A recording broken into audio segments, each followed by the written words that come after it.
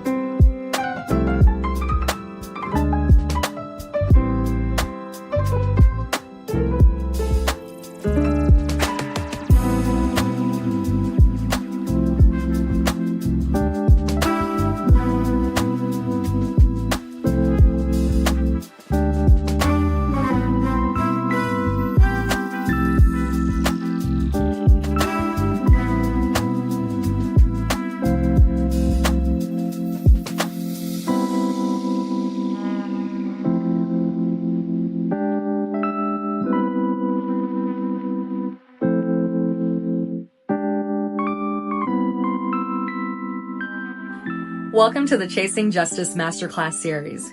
Chasing Justice is a movement led by people of color to mobilize a lifestyle of faith and justice. Life can be overwhelming, and we believe that God cares about injustice in the world and has designed us to make a difference. Chasing Justice is a community that will guide you towards collective flourishing. These masterclass conversations are unique opportunities to hear from justice champions who are leading in rebuilding a just world. Together, we can move from being overwhelmed to being mobilized, seeking knowledge to practicing action, being isolated to being engaged in community. Today's topic of civic engagement refers to the ways in which we as citizens participate in the life of our community in order to improve conditions and help shape our future. This conversation is facilitated by Chasing Justice Executive Director, Sandra María Van Opstal. Sandra is a second-generation Latina, an international speaker, author, and activist recognized for her courageous work in pursuing justice and disrupting corrupt systems within the church. She'll be speaking with Congresswoman Delia Ramirez and Gen Z leader Tamir. This evening's Justice Masterclass on Civic Engagement invites us to consider our role in making a difference where we live. Congresswoman Delia Ramirez was the first Guatemalan American elected to the Illinois General Assembly. In 2022, Ramirez was elected to the United States House of Representatives in Illinois' 3rd Congressional District. After being sworn in 2023, she became the first Latina to represent Illinois in Congress. Ramirez serves as the vice-ranking member of the Homeland Security Committee and the founder and co-lead of the Congressional Caucus on Global Migration. She is a board member of the Congressional Progressive Caucus, or the CPC. Representative Ramirez is a graduate of Northeastern Illinois University and lives in Chicago with her husband Boris and their golden retrievers, Lola and Milo. Tamir is the city of Rockford's youngest elected representative, who at 18 ran to be the committee person for his precinct in Rockford, Illinois. He gives his energy to community outreach and revitalizing his neighborhood. His aim is to foster collaboration and communication with particular attention to getting Gen Z civically engaged. He is currently the 21-year-old political director for State Representative Maurice West. He's running for Rockford City Council next spring. We are thrilled that you have joined us for this critical conversation. We hope that you will engage in the chat and take plenty of notes. Stay tuned for the next step you can take to continue your journey. But for now, welcome the Executive Director of Chasing Justice, Sandra María Van Opstal. Chasing Justice envisions a world where young leaders are inspired by their faith, equipped to challenge systemic injustice, and foster flourishing communities. We've been in a series this fall called Civic Engagement. It's been called Bigger Than the Ballot. Civic engagement refers to the ways in which citizens participate in the life of a community in order to improve the conditions of that community and to help shape the community's future. Our series has been focused on encouraging one another to consider what happens beyond our vote. Voting is one of the many important ways that we shape and make change. We hope this Justice Masterclass fosters imagination about Christians in the public square. I'm thrilled to have two amazing leaders with us to share their experiences and their expertise. Congresswoman Delia Ramirez and Gen Z activist Tamir.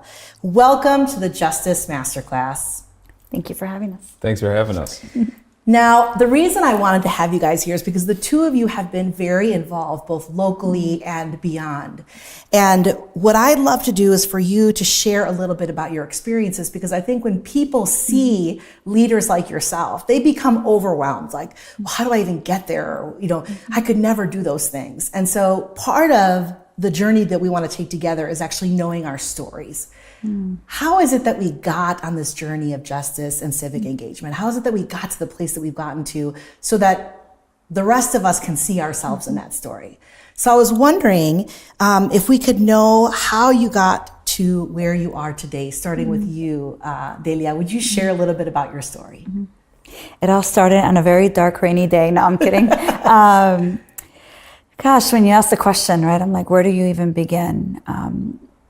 In short, I'd say to you that I often, when people even ask me, who am I and how did I get here?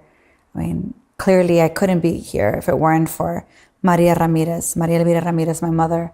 My mom crossed the border pregnant with me in her first trimester. And my origin story has always been the focus of who I am, what I'm fighting against, what I'm dealing with, and also the things that sometimes even I felt ashamed of, right? My mom was undocumented. My parents were both undocumented for a long time. And we grew up in Humboldt Park, Belmont-Cragen area here in Chicago. And I'm the oldest of four now. And, I think for me, being the daughter of immigrants, Guatemalan immigrants, it was pride, but also a shame. I would be asked, are you Mexican or Puerto Rican? And when I'd say neither, and people are like, what are you, right? Like, why can't I be Puerto Rican? I live in Humboldt Park. But also, it was also this experience of my parents found a little church in Logan Square when I was a kid and started going there. And so for me, so much of who I am today and so much of why I'm a congressperson is because of faith in something bigger than me, a understanding that I can't say I love God and I love people. And that if I love people, then I got to ask myself, why is there injustice and what role do I have in it? So as a kid, I volunteered at my church's local homeless shelter. And then I started working there at 17. And I found myself always asking questions like, well, why? Why are people homeless? Why is it this guy tells me in June, see you in October? Does he not think he'll find a house between June and October? Why is it that we're not doing more for them? Why is it that we feed people? We don't ask, why are they hungry to begin with? And I think that those questions of why has led me into more questions, but really took me to a place of understanding that if I want to change people's circumstances and I want to live out my faith, then that means that sometimes I have to actually challenge what has been taught in church. And also understand that there's a difference between charity and justice. Church loves charity. Church doesn't always like justice.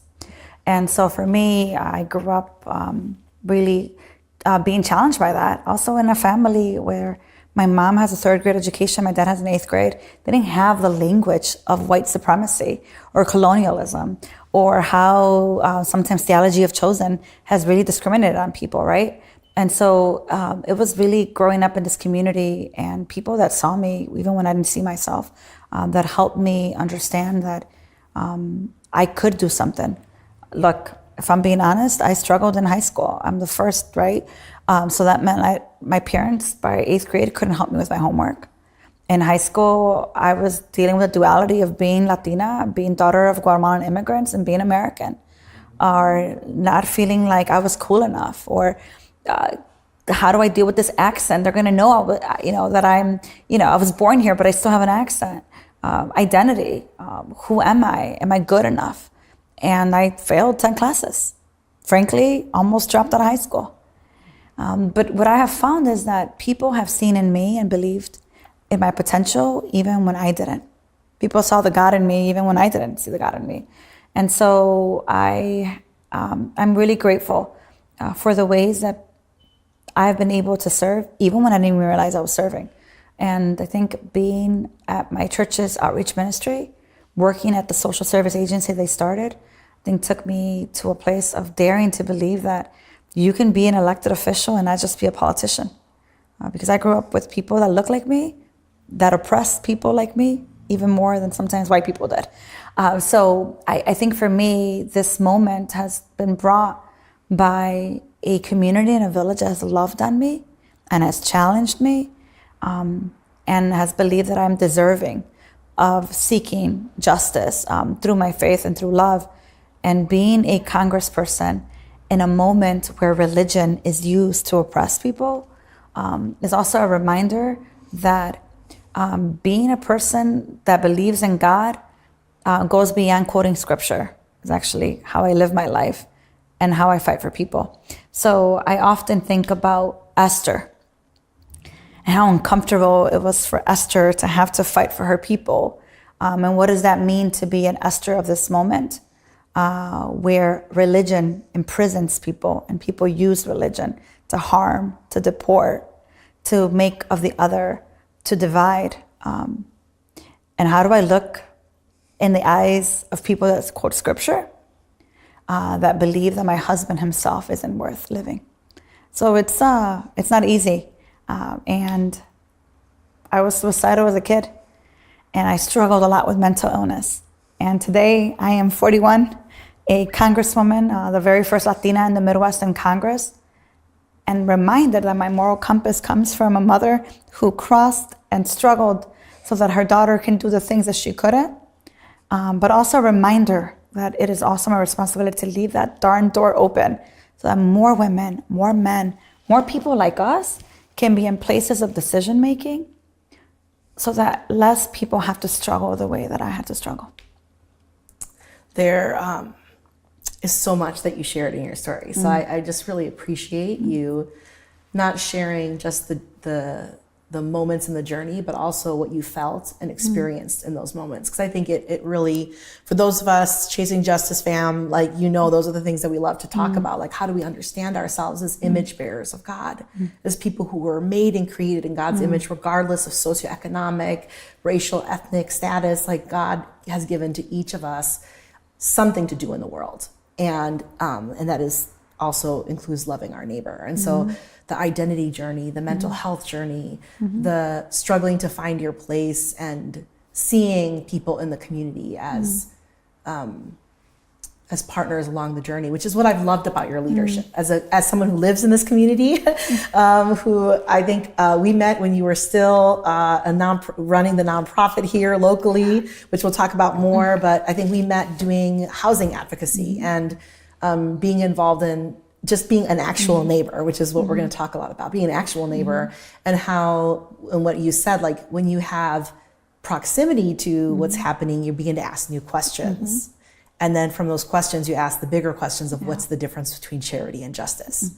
And that's a huge question. And both are needed, charity and advocacy in flourishing, finding flourishing for our community. So thank you so much for sharing that. We'll unpack some more of your story as we go. But I just know y'all listening, we're already pulling out your Kleenex boxes, because it's our journey, our life journey is a question of identity for many of us as folks of color. It's like, who am I and why am I here? And how do I make the most, not only for me, but for my community? So Tamir, share a little with us about your story. I saw you really, engaged there. So now what? I was. Your story is amazing. And it just inspired me to continue to do what I'm doing in the city of Rockford. But a little bit about me. When you talk about identity, it sparked something in me. And for me, I'm a man of color, but I'm biracial. And so I have a white mother and an African-American dad. And the community that I grew up in is a predominantly Black neighborhood. And I'll jump ahead here, but I've put myself into the community so much that I threw my hat in the ring to run for alderman at 21 years old. So I'll take a step back now, painting the picture of how I got there. I was somebody who was raised by a single mother, and again, my mother is white, but lived in a predominantly Black neighborhood. And so I've always been in the paradox of the race thing, but then also the resources that the community had for us, right? We were a family that needed the resources that the community had for us. So I was a product of the after-school programs and all of the resources for mental health and the resources for food and things like that. So I'm a product of what you are working hard for in Congress or at the state level where you were. And I was able to understand over the last few years the impact that people can have if they just figure out how to make their neighbor's life a little bit better. And so for me, that started very young. At 18 years old, I ran for precinct committeeman because I saw the injustice that we had on the west side of the river for so long. Growing up, I just understood that the river in Rockford divided the haves and the have-nots. And so for me, I say this all of the time, we're not called to change the world, but we're called to make a difference on our small corner of the world. And my small corner at 18 years old was the precinct 2 of the 13th Ward. And 72 people kindly voted for me to be the precinct committeeman. I didn't have an opponent. But I talked to my mentors and my family and I said, I'm going to do this a little bit different than those who have done it before. And so we did a lot of improvements in the neighborhood, and that sparked something in me to understand how I'm being used by God in my neighborhood. Long story short, I'm somebody who understands the value of uniting, and so was able to and have been able to bring my community together, not just race, but the next generation, the young people and the more seasoned people. I won't call them old, but the more seasoned people in our community. Been able to bridge that gap. Again, I guess I have this anointing of being able to relate, whether it's the way I look, right, with the biracial background, or maybe just the way I've grown up and been able to see my life perspective. I went to school on the east side for high school. And so I was able to understand the way of living on the east side and come back to the west side and say, hey, there's opportunity this way, and bringing it back and connecting our community that way. But yeah, I got here by my parents, coming together literally and breeding this biracial son who just strongly believes that you're never too young to make a difference, and that you're called to make a difference in your small corner of the world. So, yeah. Thank you. Again, we'll unpack some of that as we get to the other questions. Both of you talked about something that we've been really wrestling with at Chasing Justice, which is that in some of our Christian traditions, activism or being involved politically is seen as in opposition to loving God. And so people will say things like, there isn't any political party or politician that will save you, like it's just Jesus, and I think I understand the intent of what they're saying, but it gets really messy sometimes. Because some of it is just escapism. It's like, well, let's just go in the church and thoughts and prayers, and we're going to be singing songs and some more thoughts and prayers. And I say this as a pastor. I'm a preacher, I'm a worship leader. But for me, we could talk all day about why that's very theologically incorrect. Our activism and our civic engagement is a part of our worship, as a part of our expression, living out of our faith. And so I wanted to actually talk about very specific ways we do that. So we can't love God, obviously, without loving our neighbor. That's very clear. So Tamir, civic engagement includes what we're saying: advocacy, community engagement, education, and political involvement. Those different aspects. So advocacy and activism, community engagement, volunteerism, that kind of thing, education and political involvement. So can you pick one of these aspects of civic engagement and tell me why it's important for Christians to be involved this way and why the church should be involved this way? Well, I think the church is called to, like you said, loving thy neighbor, right? But then not just being a church of the four walls, but going out in community. So I'll pick on that community part. And we've, as a family, have jumped around a few churches trying to find that church that really was good for us and to us, so that we could be good to the church and to the community. I'm a strong believer in the church, not just being inside those four walls. So going out in community and serving and loving thy neighbor.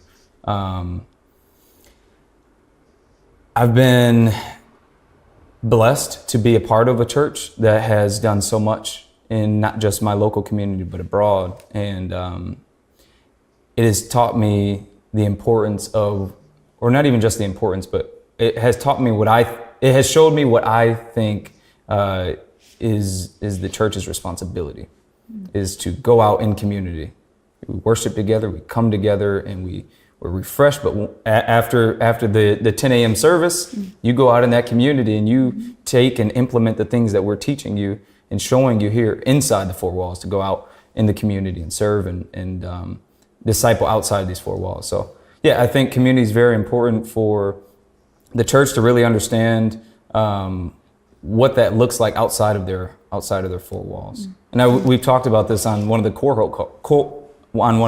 cohort calls that we had maybe a few weeks ago, is how do you live outside of the four walls of the church?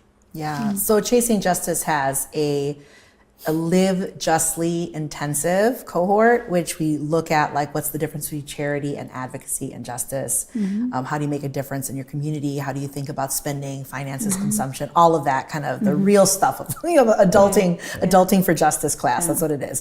To really think about how do I use my time, my resources, my money.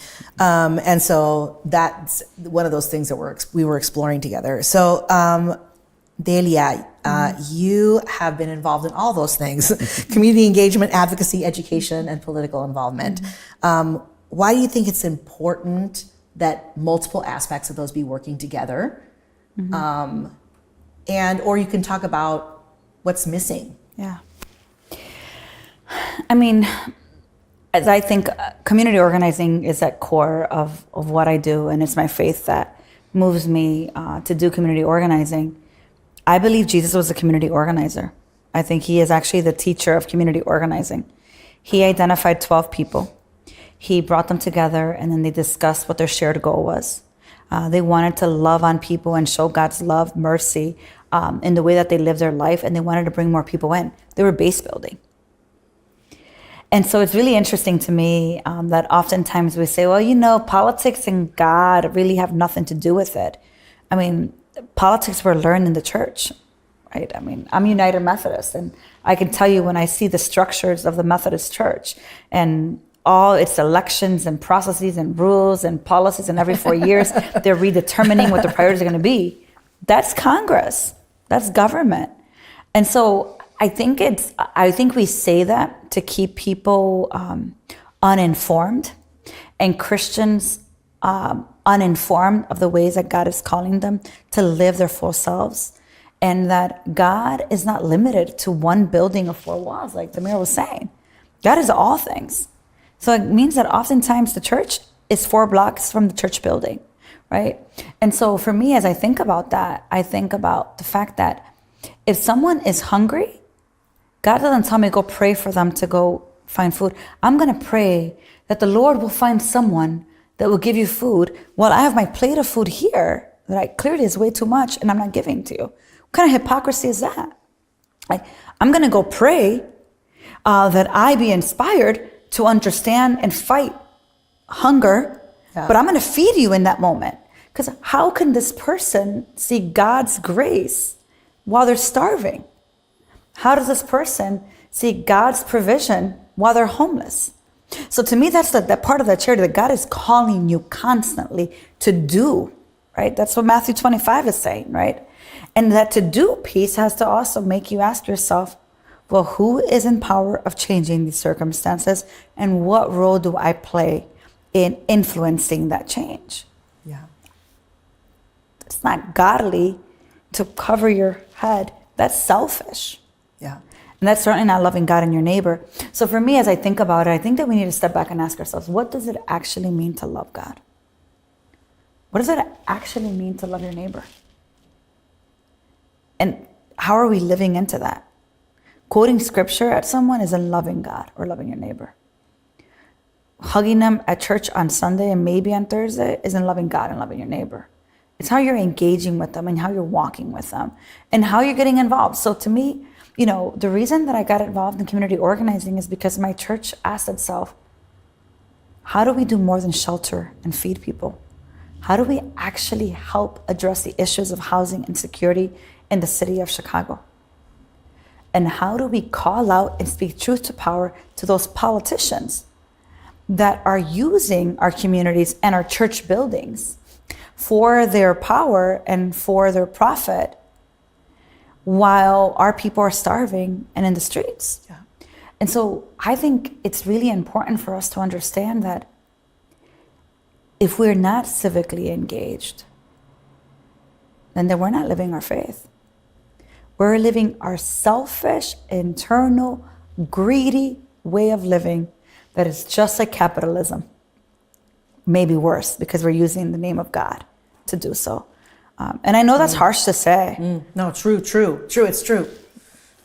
But I don't remember Jesus being all politically correct, and Jesus didn't call out politicians, and Jesus didn't show up to public meetings. Jesus showed up to community public meetings, and he threw tables when people were using, when these tax collectors or these politicians or these governors were harming people. Jesus inspired Moses to lead people to freedom. Yeah. That means that I have to speak up when there's an injustice in Gaza. I have to speak up when people are getting killed in Chicago. I have to speak up when we're using migrants as a token to harm because of white replacement theories. It's all interconnected. And I believe that you can be a member of Congress and be living out ministry. You can be a community activist, a precinct captain, and living out ministry. This idea that you're only serving God or in ministry when you are in ordained ministry, I think it's also wrong. I think being a Christian is a 24-hour job, not just one in one place. Now, don't get me wrong. We need you. We need pastors. And we need folks that are doing this work and are getting ordained and living out their faith in the ways that we need the churches. Yeah. But we also need pastors like you who are willing to ask and chase the journey of justice and faith. Because I see churches down this block in every corner. Is this block any safer because of all those churches? The answer is no. Because we are more enamored with church buildings and church windows than we are with the people that God has called us to serve. Preach. That's a whole sermon. That's the whole. You guys got a whole sermon there just now, which is great. That's why I invited these people, because they got whole sermons in their lives.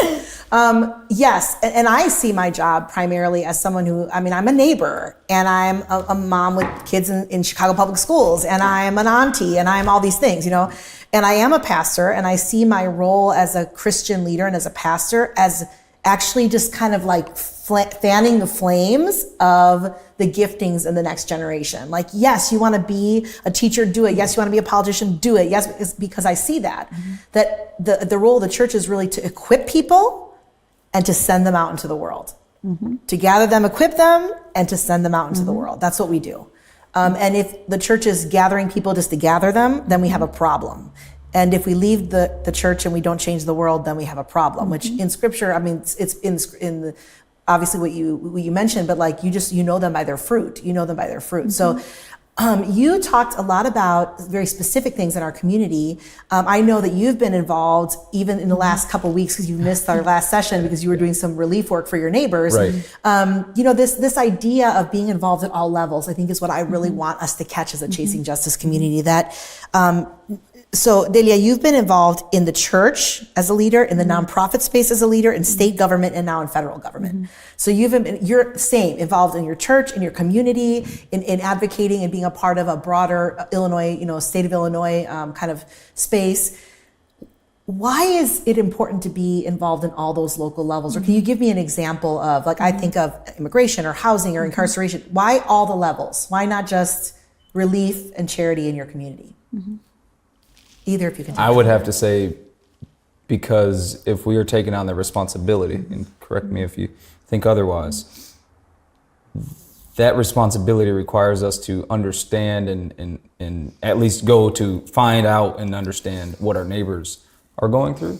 And if our neighbors are going through immigration, or our neighbors are going through homelessness, or our neighbors are going through food insecurity, or our neighbors are going through the criminal justice system, we have to figure out, as people who are taking that step into the responsibility, to understand what they are going through, so we can go to each realm and figure out how to chase justice for our neighbors. That's what I have to say to that. Yeah. I think to Tamir's point, we're interconnected, right?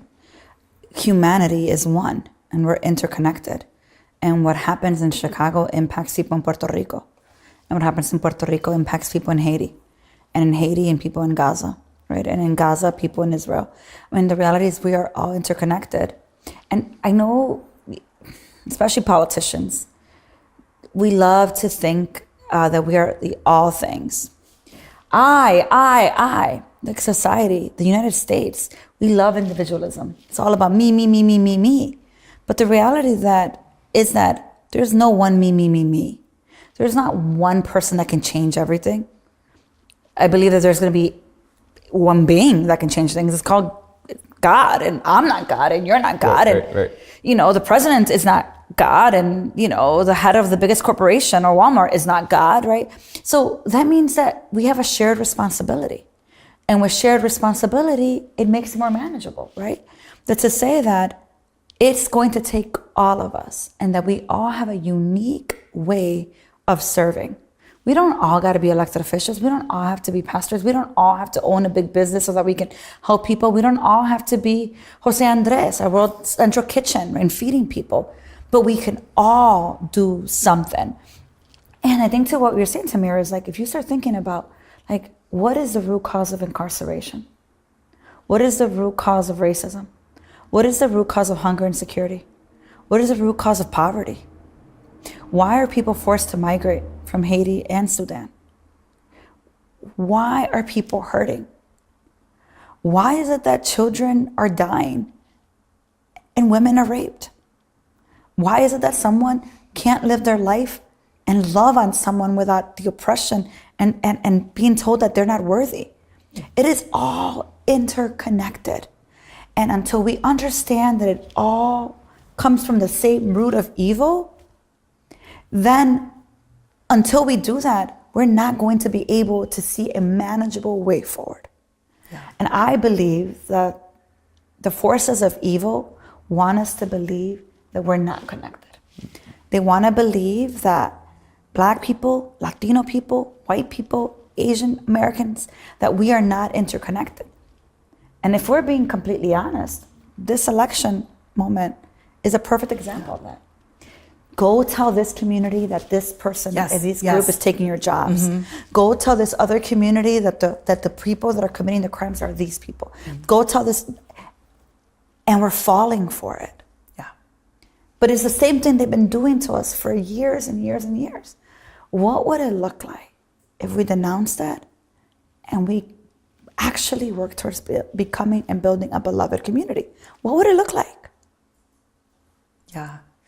And that's a great kind of way to wrap up our time together, because that's what we are always asking as Chasing Justice. Like, our kind of, the words that we repeat to ourselves are around this idea in the book of Luke, where Jesus says salvation has come in Luke 4 and beyond. And that word in the New Testament actually means deliverance and liberation and healing and flourishing. It means so much more than in the English it could possibly mean. And so we're always talking about our collective liberation, our collective healing, our collective flourishing. And as people of color, as an organization that's run by people of color, but for everyone, mm-hmm. we're like, we have to see that. When one of us wins, we all win. So how do we work together? How do we stand in solidarity? And one of the things we did was to write an allyship guide that was actually written for communities of color to work together, mm-hmm. because most of the allyship guides out there are written for white folks with privilege mm-hmm. to help the rest of us. This mm-hmm. one is actually saying, how do we find commonality in the struggle, and how do we find those root causes mm-hmm. of poverty and food insecurity? How do we find mm-hmm. those things? And because we all have some level of proximity to mm-hmm. those experiences of marginalization, mm-hmm. we can work together. So I want to end with this question because I think it's very important, and then I know our time is valuable, so we'll close. I want to ask to Tamir, more than 50% of Gen Z activism is digital and online, but they also do show up to things. And so the question for you is, how can you see this generation leveraging their engagement online to make an impact in their local community? First, us who are in real life, acknowledge the fact that they are still engaged. We are still engaged. It just is behind the screen. Yeah. Mm-hmm. And so how do we pull our young people, Gen Zers, away from the screens and into the streets to pave the pavement for policy, so that policy is working for us as people who can put down the screen when it's time to work, right? for working families and people like that. So I think that in order to get my generation off of the screens and into the streets, we have to provide an environment and platform for them to speak out on the things that we care deeply about. And really the things that we care deeply about are the things that are impacting us every single day, just like you. And so, like you said, we're all interconnected. I think we're waiting on our time, or some folks like me are trying to help build that foundation with the 12 and build that platform up so that more Gen Zers can have, or more people in my generation can have the platform to then speak out in the streets and get off those screens. Because, your generation has the platform right now, right? And we're seeing Gen Z push through a little bit more. And I don't know, the calling over my life, I just feel so strongly that that platform will be built, not just with me, but others like Congressman Frost and others who believe, one, in God, but also those who are doing the work for my generation have a platform to just have a voice and, again, get off the screens and get into the streets. So. And that is why I wanted to bring the two of you here. I will give you a second if you have a last word, for sure. But I wanted to bring you to have a conversation with us as a Chasing Justice family, because we need to see people like ourselves in these places, and we need to know how they got there. Like, how did they get there? A lot of people approach me and say, how did you get to be like a female, like a pastor as a woman? I had to tell them a long story, you know.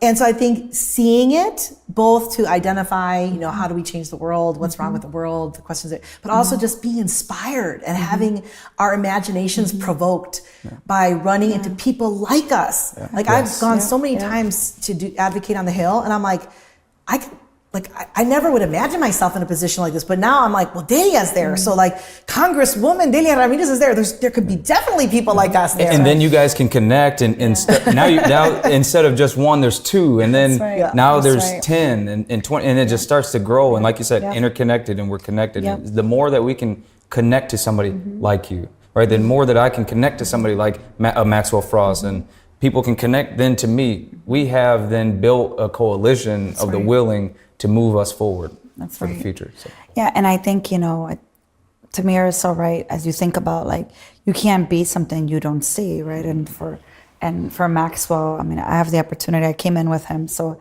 I get a chance to just mess with him, right? We mess with him. Like, how old are you now? 27? And so we joke, but you know, one of the things that I think was really important for him, and as it's been for me, is that we've been able to be very honest with folks and say, look, I don't know what I don't know. And I'm scared, and I don't know how to do this. And I need your help. I think that in the individualist society that we live in, we're told we got to fake it till we make it, right? I thought that I had to fake it till I made it when I was 21 running a nonprofit. And the reality is that I think what makes us able to move from screens to the streets, what makes us be able to be in places where decisions are being made at those tables, is the intentionality of seeking people who are willing to mentor, who are willing to walk with us, who are willing to cry with us, who are willing to be not just allies, but accomplices. I want you to be able to be willing to go to prison with me for what we believe is right. I say this to white people, I don't want you to just be an ally, I want you to be an accomplice. It changes everything, right? And I think that it's really important for us to understand that part of why the screens are so, why they're so important, I think, for Gen Zers and also even older millennials here, is because it's your opportunity to globally connect with others that you wouldn't otherwise, right? Yeah. And to be able to connect with those communities that you relate to. Yeah. That growing up, maybe I didn't think there was someone like me that liked this thing or had gone through this thing. And I think it's important that as we're building those communities online, that we identify places to have those physical communities too, and meet each other and say once in a while, like maybe once a month, why don't we get together and do some stuff together? What are you really mad about? You're really mad about the fact that we're sending how much money to a place to bomb children? There's a protest happening on Saturday. Yeah. Do you know who your member of Congress is? Because chances are, the majority of them voted to send that money. Yeah. And so I think it's like, how do you move people into ask more questions? Because I feel like once that question is answered, the next question will come, and enough inquiry will move you into action. And I think this is that moment where we desperately need you to call it what it is and to speak truth to power. Because I think that we are surrounded by a society that thinks that if you fake it till you make it, people won't notice. I'm far more comfortable speaking to the President of the United States of America than to 8th graders. Here's why. 8th graders see right through the BS. And you got 10 seconds to entertain me, to engage me, or you're gonna lose me, right? We need to be real with people and understand that the fakeness and inauthenticity is why we are where we are, and that people just want real. And sometimes the only place they can find it is behind the screen. So yes, do what you're doing on screen. Yes, mobilize. Yes, share. I think when you see injustice and you want to share the message of what's happening, do that. Also fact check, because there's a lot of misinformation online, as we know, right? And then also get involved. And if there's someone that you really look up to, ask for coffee. How do they get there? Because for me also, I wish when I was younger that there were Sandras that I could be talking to, right? We're almost about the same age. So there wasn't a Sandra that I can look to that's 25 years older than me. And I find myself most grounded and inspired by being able to have conversations with Tamir. Because this world is really easy for you to lose yourself in it, especially when people try to make you as if that title is bigger than your humanity. And so I need you to keep me real as well, as much as you may need people like us who have overcome certain things and to learn with and to grow with. You guys, thank you so much for your time, your experience, your wisdom, your hearts, your journey. We could have been here talking forever, but we have to stop. So we hope that you've enjoyed this intergenerational conversation on civic engagement. And let's keep this conversation going as we bring on Gen Z leaders Moises and Sophia to field some of your questions in the chat. So make sure you get in that chat and put your questions and share some of their own reflections. Thank you so much for joining us.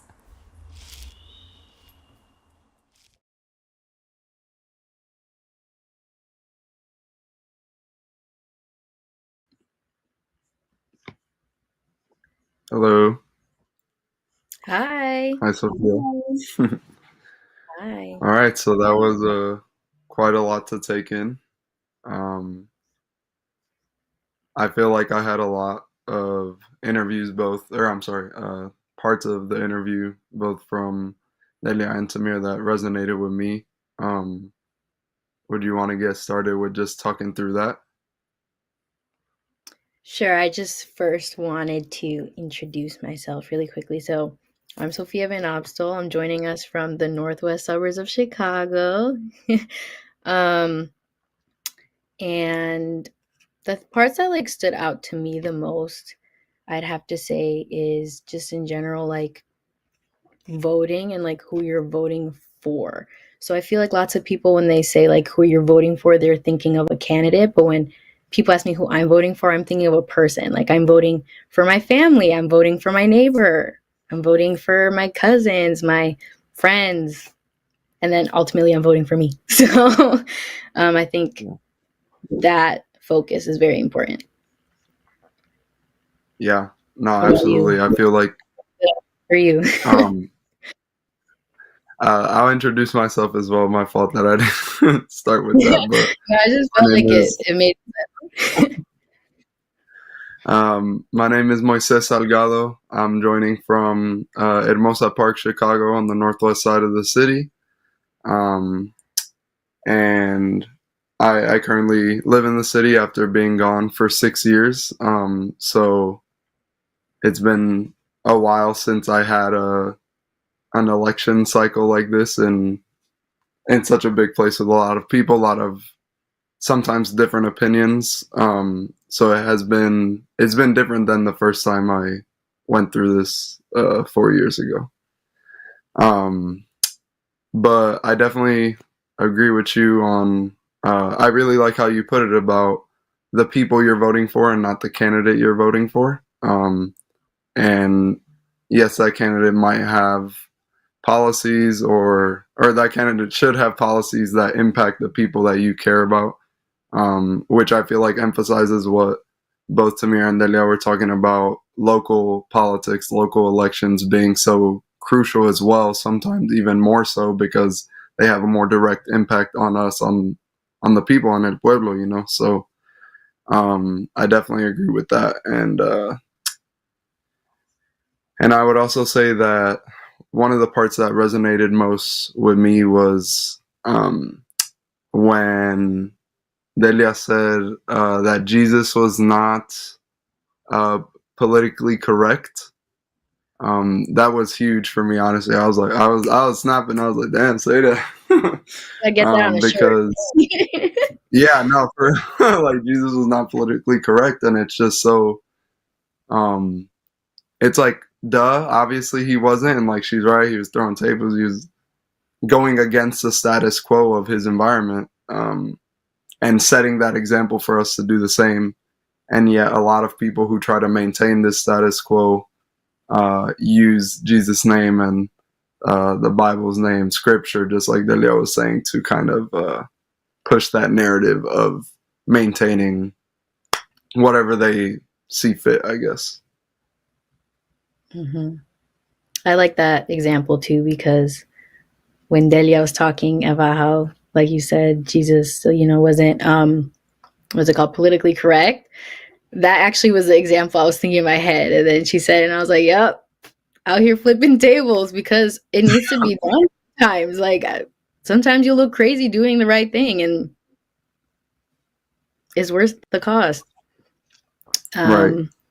But I like that, and I guess moving forward, I like towards the end when they did address that, like younger generations do use social media often as ways to civically engage, and I think it's good to address that because I feel like oftentimes Gen Z, younger millennials are like, we're told like, oh, you guys are hiding behind your screens, like you guys need to get like your foot in the real world. But for lots of us, the real world is online, so it's good to share your opinions, especially online, because I feel like online has shifted from being like picture perfect to like, no, look it, I'm video recording something that's happening that I think is absolutely crazy, and I need all of you guys to see it right now because this is not right. And so I think it is very good to actually get out there and like go to protests, go to sit-ins.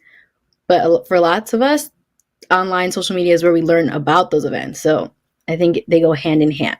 So Yeah, I absolutely agree, especially having, like I said, I just came back from 6 years out of Chicago, but those 6 years I was on college campuses. I'm sure similar to you, I think recently graduated from Iowa, no? mm-hmm. Yeah, so like on college campuses especially, I feel like a lot has happened. I'm sure everyone knows about what's been going on with encampments around the entire country, around the entire world this year, and that comes from the social media pushes to tell people pull up to this place. Like word of mouth back in the day before social media, like this is the word of mouth now, just like Yep. through certain platforms, and that's how we get such big events, protests, whatever it may be. That's how people, like you just said, learn about social issues that they care about that they probably wouldn't have ever heard about otherwise, or would have learned about it through a very filtered lens that like big corporate broadcast companies kind of like allow us to learn about. But now we have people in our own generation that are just like used to like filming something happening live. When you said that, it reminded me of these journalists in Palestine, in Gaza right now, that are literally our age, like freshly would have been college grads, or like barely just like left their teenage years into their 20s, and they're documenting this atrocities that are happening to them on a daily basis. And that's how literal millions of people around the world are able to see that and start to care about it. So I definitely feel like it shouldn't be slept on or negated just because we are seeing it through this lens that we're seeing it through. If anything, it's less filtered than like I said, it would have been back in the day on how we learn about it. Mm-hmm. And I think it's good too, I guess, an aspect of the social media is that, you know, some of these events are being recorded live, which means you feel present in the moment, even if you're not there. So it's not like you're feeling like useless, I guess. I feel like, as you said, being away on campus, there's lots of times where there was like, you know, civic engagement here, you know, the Chicagoland area. And I'm like in Iowa, like, oh man, like I can't even go. I'm not even over there. Like, what can I do? And so it's like, I'll share this like infographic I found that is about it or whatever. So you're at least doing you feel like you're doing something. You're not just, as I said, you're not hopeless. But yeah, I think it just overall, as Gen Z is the youngest adult currently. And so it's often hard to step into these spaces that have been for so long run by other generations. And of course, we're grateful. They're like, you know, they put down the stepping stones and all that. But it's very helpful when they also listen to our suggestions. Doesn't have to be our way, but it helps when it's like, oh yeah, we could post this online, or yeah, you're right, maybe we could make a video. Like, we don't have to actually always do like physical flyers or whatever the case is. Like, we could do both. We have the option to do both. We can do both. So yeah, I think I feel like what you just said, like listen to suggestions or just listening in general, is an easy answer of how, as Gen Z, I mean, honestly, like the title that's on our screen right now, like Gen Z leader, like even that kind of like lifts my spirit. I feel like I'm humbled by it because I'm like, wow, like I engage to a certain extent on social media. Yeah, I've gone to protests, but I feel like there's so many people doing much more in my generation and in generations past, like you said. But what I wanted to talk about is just like the listening aspect is crucial, because I feel like even within my own family, I've gotten like pushback on like, why do you care so much about this thing? Like, just let it go. You're still blessed and privileged, and like your life is fine. So why is there even this itch to do something about it if it's not really affecting you? So just like, I think if people of past generations that have done that to me or to our generation, it's like, just listen to what we have to say because it's valid. And like I've said before, we have this information, unfiltered information, that maybe people of past generations aren't seeing with the people they're following. Yeah. So I feel like just listening is the thing. Yes, and definitely like listening to voices being heard, but I think it's also important to listen to the voices that are being muted in communities. As I said, I'm from the northwest suburbs of Chicago, and people here like to pretend like everything is picture perfect, cookie cutter neighborhoods, and that just simply is not the case. I grew up going to a predominantly white high school, so you know, it is an experience. And during 2020, so you know, when all the Black Lives Matter movements, you know, came at full force. I guess that was my very first time ever, you know, participating in activism. A group of me and other alumni from my high school decided to put together, it was kind of like I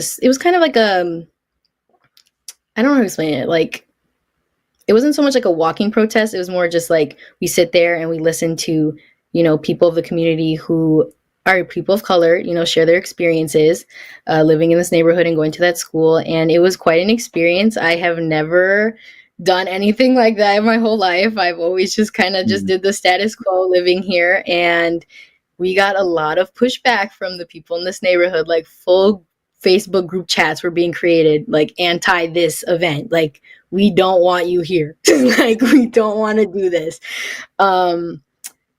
It was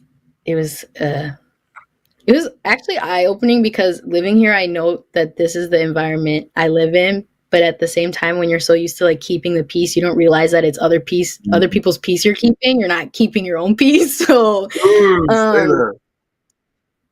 there's just, it was really eye-opening, and I was able to share, and I'm shy. So it was like a lot for me to stand up in front of all those people, but it had to be done. And ultimately, yeah, we have to be quiet sometimes. Sometimes we have to be quiet, but sometimes we have to be very loud so that it makes other people uncomfortable. So, yeah.